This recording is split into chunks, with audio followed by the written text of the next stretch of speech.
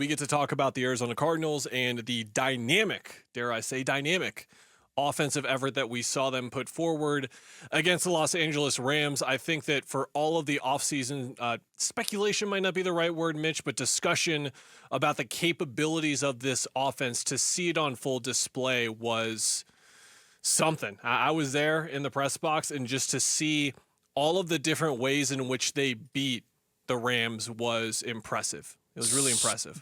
I think based on all the discussions that have been had throughout the week, whether it was just off air or what you may have heard on air the last few days, there is all the appropriate love and adulation for the offense. But Kel, holy shnikes, did the defense live up to the billing in more ways than one? We had known that the offensive line was going to be an issue for the Rams. We had known that the pass defense was an area that the Cardinals needed to improve the most in and show out in. And man, did they show out.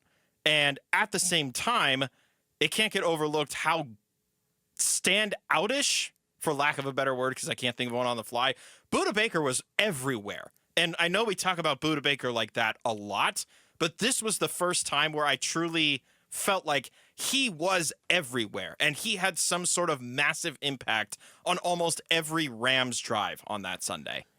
He was a star again, right? And not to say that he's not a star anymore, but we're just used to seeing Budda play at that level every single week, and that's what we expect out of him. We've gotten to know his game here for so long that we know what a signature performance of his looked like, and we just hadn't had as many of those in the last season or two, I would say, and he's been going through a lot of different things going on injury-wise and things like that, don't get me wrong, but to see him out there and remind yourself, yeah, there are difference makers on this defense, and Budda is one of them. But to go back to the offense, I think that the thought that has been spiraling around in my head right now, obviously, when you dominate a team like that in the fashion that they did, I don't care who was out. I don't care if even Stafford would have been out for that game. To just dominate an NFL team the way that they did like that, it inspired the thought of what this offense is capable of and how far this offense can take them. So it's glad that you prefaced with the defense and how well they played. We'll be talking more about the defense later in the show, because while the Lions have had a slow start to the season offensively, we fully expect them to be still a very, very powerful group. Here's a question I'll pose to you, and our listeners can tweet us and let us know if they agree, disagree, what they think as well. Do you think that Sunday was closer to the ceiling of this offense, or do you think it was more close and more descriptive? The better descriptor here is the standard of the offense going forward. Again, to break these things up, ceiling being the best they could possibly do, the highest upside of the offense possible. Do you think that's more of what we saw, or did we get closer to actually like, no, this is what we should expect week in and week out from a group that has a lot of talent and has a lot of success to build off from the second half of last year? So what I love about show prep meetings, and whether it's you and I or any other show prep meeting across this station, the hardest thing for us to do is to not immediately just answer the question during prep, because there's an expression that we use, save it for the air, save it for the air.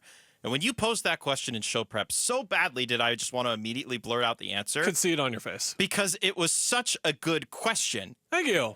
And I really hope this is not closer to the ceiling. I hope that this is kind of the expectation and the normal of this offense. But there's factors that go into it, right?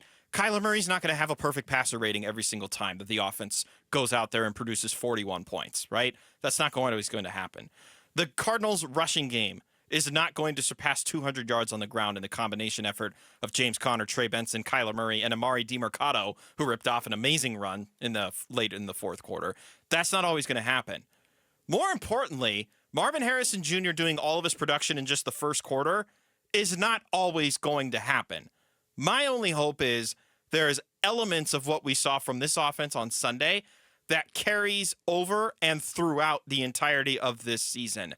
The early part of the schedule, we talked about it a lot, and I referenced back to the difference between starting 0-2 and starting at least 1-1. Now, based off of this one win that they got, they have so much momentum going into this week against the Lions, who they themselves have not looked like themselves to start the season. I really hope that this is nearing the ceiling rather than it is the norm.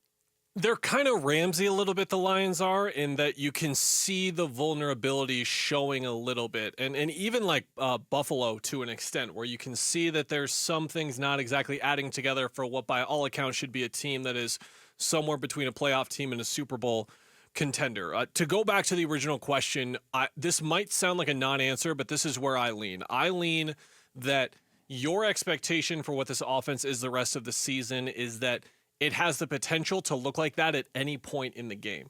Like you look at this first quarter, for example. Kyler threw for 148 passing yards in that first quarter. He had 162 in Buffalo total, the whole game. That was it. Wow. Marv goes for 100 plus 2 touchdowns in the first quarter. He becomes the first Cardinals player since 2019 to do that in an entire game. Now, that might make it seem like a rare thing and a common thing, or a rare thing, but my point is it's actually a common thing. Very. Since 2020, there are 62 players who had at least one of those games. Devontae Adams has 14 over that time span. Wow. The Cardinals as a team coming into the year had one. One as a team, and even 0 if you want to go past that 2019 mark and just go 2020 to 23, they didn't have one. DeAndre Hopkins had a lot of really great games. He didn't have 2 touchdowns, 100 receiving yards, and so on. So I think the explosive potential on a quarter-to-quarter basis is there. I think that I lean there more in terms of that as opposed to the standard, because we didn't even get to see the full effort because this game was over by the mid-third quarter. I think this game was over after the first quarter. I'm sorry. The Rams looked helpless after their first 2 drives. They went for it on a 4th down on their opening drive because I guess they figured that if we don't score early and often, we're not going to be able to score against this team at all. Not just because their defense is good, but the offense is going to blow you out of the water if they get enough time. And we saw that on Sunday. Mid-second quarter was a big shout out to my timeline podcast guys from the Suns, but Eddie Johnson has a signature line where he'll be like, big 3 minutes here, big 3 minutes here. And we've turned it into a meme of sorts. I thought it was a big, 5 minutes left in the first half. Yeah. When it was like the Rams are getting the ball back. Okay, can you stop them? And if you stop them and then go get points, this game is over. It was somewhere in the middle, but then in the third quarter, they scored again and the game was pretty much over.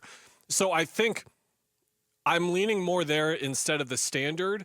But at the same time, I'm going to kind of answer both and say the standard should be that we see that potential in certain avenues of the game. I think in the first half against Buffalo, we saw it. But here are 2 numbers for you specifically on Kyler Murray. 23.8% of his passes were deep balls, according to NFL stats. That was the top mark in week 2 among all quarterbacks. Yeah, what a turnaround there for him. 50% of their passing plays were play action. That was also leading the league in week 2. So take everything into consideration of what this Cardinals offense is. You've got deep balls being played by Kyler. You've got setting up the run with play action and then actually using play action consistently enough. If you have all 3 of those things firing, if you have the run game set up and established like they did with James Conner all afternoon, it was there from the get-go. You have the play action pass off of that, and then you have the deep balls off of that play action. That chain right there, we're going to do some chain building later at 7:30, but that chain for the specific game, that is their recipe to success and what could make them a top 3, top 5 offense in the league. Dan Campbell, the head coach of the Detroit Lions, the next opponent for the Arizona Cardinals, very well aware of what Kyler Murray is able to do, and actually said he really likes how the Cardinals are utilizing QB1. I really like what they're doing with him, and I think so much of his game when he was coming out of college was, hey, he's in the gun, put him in the gun. That's what he's done. And you're playing the spread game, and which there's nothing wrong with that, but this unit comes in and the approach is a little bit different. They're taking a portion of that, but they're a little bit heavier in the run game with it, 12 personnel, 13 personnel, and the fact they've incorporated under center with it and the heavy runs with boots off of it, really, hard action, get him out of the pocket completely, let him see the field, and if it's not there, you see what he can do with his feet. And that's one of the biggest differences too, Kellan, with how this offense is being utilized with Kyler Murray under Drew Petzing versus how it was utilized under Cliff Kingsbury.